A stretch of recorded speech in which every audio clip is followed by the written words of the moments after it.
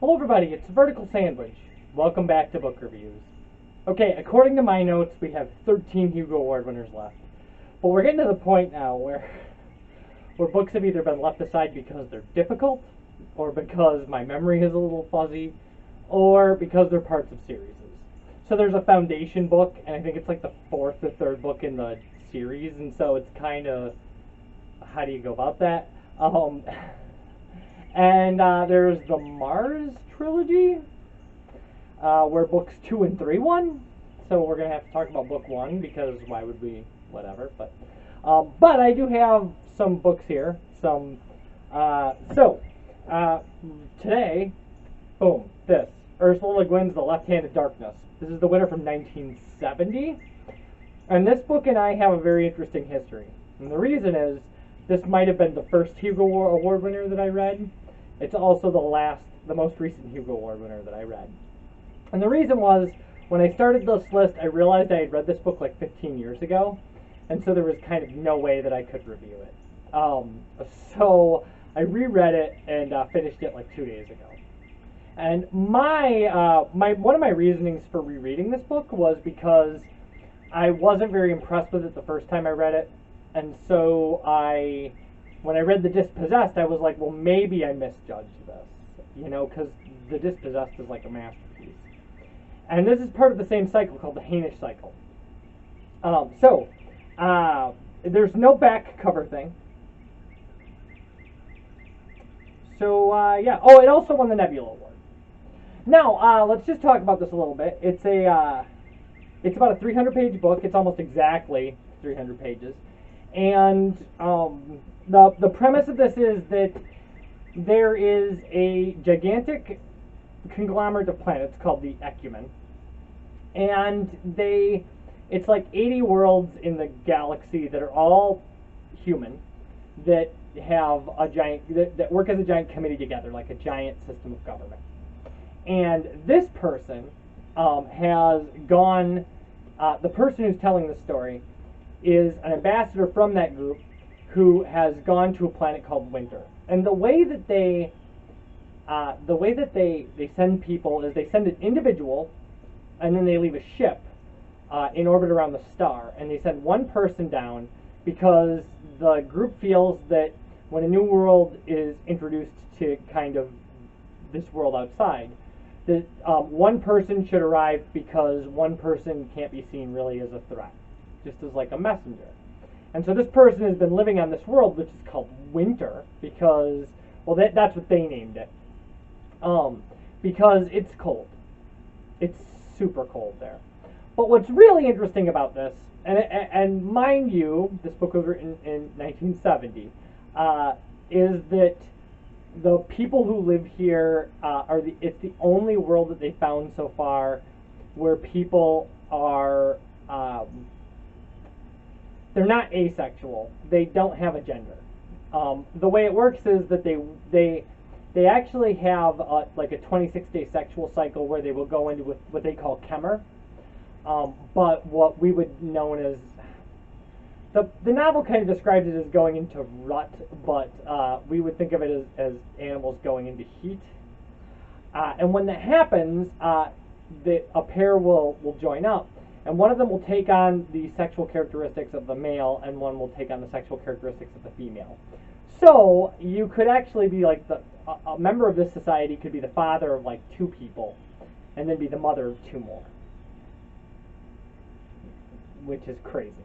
And so they see a visitor from outside the star system as kind of somebody who is always sexually in Kemmer, and so they refer to this person kind of as a pervert and stuff, because yeah, it's very and they have they can take drugs to keep themselves from going into this kind of state of being. Because when an individual is in Kemmer, their sexual desire is almost unbearable, because they're essentially, in heat. It's very... Now, here's the thing. In describing that, Ursula K is masterful.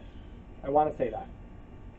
So, we're going to start on Chapter 2, The Place Inside the Blizzard. From a sound tape collection of North Carhidish, Hearth Tales in the archives of the College of Historians in Eherang, narrator unknown, recorded during the reign of Argavin VIII. So Karhide is where this person lives. About 200 years ago, in the hearth of Shath, in the Perring storm border, there were two brothers who vowed Kemmering to each other.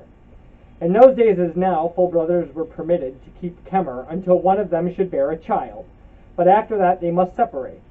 So it was never permitted them to vow Kemmering for life. Yet this they had done. When a child was conceived, the Lord of Shath commanded them to break their vow and never meet in Kemmer again. On hearing this command, one of the two, the one who bore the child, despaired, and would hear no comfort or counsel, and procuring poison, committed suicide. Then the people of the hearth rose up against the other brother, and drove him out of hearth and domain, laying the shame of the suicide upon him. And since his own lord had exiled him, and the story went before him, none would take him in, and after the 3 days' guesting, all sent him from their door as an outlaw. So from place to place he went until he saw there was no kindness left for him in his own land, and his crime would not be forgiven. He had not believed this would be so, being a young man and unhardened. When he saw that it was so indeed, he returned over the land to Shath, and as an exile stood in the doorway of the outer hearth. Thus he said to his hearth fellows there, I am without a face among men. I am not seen. I speak, and am not heard. I come, and am not welcomed. There is no place by the fire for me, nor food on the table for me, nor a bed made for me to lie in. Yet I still have my name. Getharin is my name. That name I lay on this hearth as a curse, and with it my shame. Keep that for me. Now nameless I will go seek my death. Then some of the hearthmen jumped up with shouts and tumult, intending to kill him, for murder is a lighter shadow on a house than suicide. He escaped them and ran northward over the land toward the ice, outrunning all who pursued him. They came back all chapfallen to Shath. But Getharin went on, and after 2 days' journey came to the Perring ice. For 2 days he walked northward on the ice. He had no food with him, nor shelter but his coat. On the ice nothing grows, and no beasts run. It was the month of Sushmi, and the first great snows were falling these days and nights. He went alone through the storm. On the second day he knew he was growing weaker. On the second night he must lie down and sleep a while. On the third morning, waking, he saw that his hands were frostbitten, and found that his feet were too, though he could not unfasten his boots to look at them, having no use left of his hands. He began to crawl forward on knees and elbows. He had no reason to do so, as it did not matter whether he died in one place on the ice or another, but he felt that he should go northward. After a while the snow ceased to fall around him and the wind to blow, the sun shone out. He could not see far ahead as he crawled, for the fur on his hood came forward over his eyes. No longer feeling any cold in his legs and arms, nor on his face, he thought that the frost had benumbed him, yet he could still move. The snow that lay over the glacier looked strange to him, as if it were white grass growing up out of the ice. It bent to his touch and straightened again, like grass blades. He ceased to crawl and sat up, pushing back his hood so he could see around him. As far as he could see lay fields of the snow grass, white and shining. There were groves of white trees with white leaves growing on them. The sun shone and it was windless, and everything was white. Getharin took off his gloves and looked at his hands. They were white as the snow, yet the frostbite was gone out of them, and he could use his fingers and stand upon his feet. He felt no pain and no cold and no hunger. He saw away over the ice to the north a white tower like the tower of a domain, and from this place, far away, one came walking toward him. After a while, Getharin could see that the person was naked. His skin was all white, and his hair was all white. He came nearer and nearer enough to speak. Getharin said, "Who are you?" The white man said, "I am your brother," and Kemmering Hode. Hode was the name of his brother who had killed himself, and Getharin saw that the white man was his brother in body and feature, but there was no longer any life in his belly, and his voice sounded thin like the creaking of ice. Getharin asked, "What place is this?" Hode answered, "This is the place inside the blizzard. We who kill ourselves dwell here. Here you and I shall keep our vow." So it tells this kind of folk tale from this group about kind of the idea of, there are all kinds of ideas in here about the societal the way the society treats murder and the way the society treats kind of suicide and things like that. But then also, Karhide, where this person kind of starts their story, is a monarchy. And eventually they escape into a continent that Karhide is about to go to war with, and that place is kind of a multi-level bureaucracy and almost socialist. And kind of in showing those two societies on this world, Ursula Le Guin doesn't get very far from where she went in The Dispossessed, where you kind of have capitalism versus kind of socialism at an extreme. And in that way, this book works really well. As an examination of a genderless society, this book also works really well.